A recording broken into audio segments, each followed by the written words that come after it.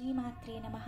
నవరాత్రుల్లో చివరి రోజు పూజ జరిగిన తర్వాత ఉద్వాసన మంత్రం చెప్పుకోవాలండి. ముందుగా అమ్మకి తాంబూలం నివేదించుకోవాలి.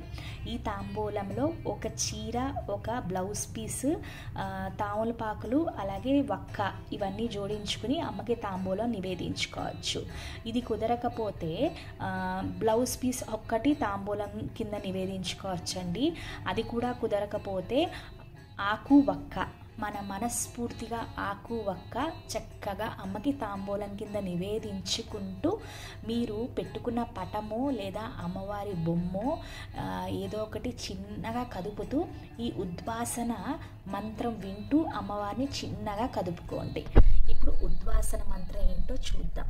సహస్ర పరమం దేవి శతమూలా శతాంకురా సర్వగం హరతు మే పాపాం దూర్వదుస్వప్ననాశిని జయ దేవి నమస్తుభ్యం జయ భక్తవరప్రదే జయ శంకర వామాగి మంగళే సర్వమంగళే. ఓం శ్రీ రాజమాతంగి దేవ్యై నమః లేదా ఓం శ్రీ దుర్గాదేవ్యై నమః లేకపోతే ఓం శ్రీ లలితా త్రిపుర సుందరియై నమః లేకపోతే ఓం శ్రీ వారాహీదేవ్యై నమః. యదాస్థానం ఉద్వాసయామి పునరాగమ్య చ పునరాగమ్య చ పునరాగమ్య చ. ఈ నవరాత్రులకైనా ఇదే ఉద్వాసన మంత్రం అండి.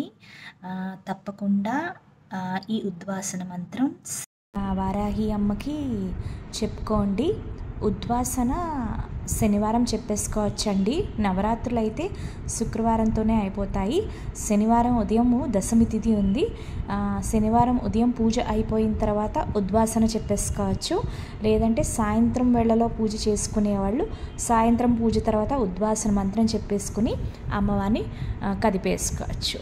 శ్రీమాత్రే నమః. Thank you so much.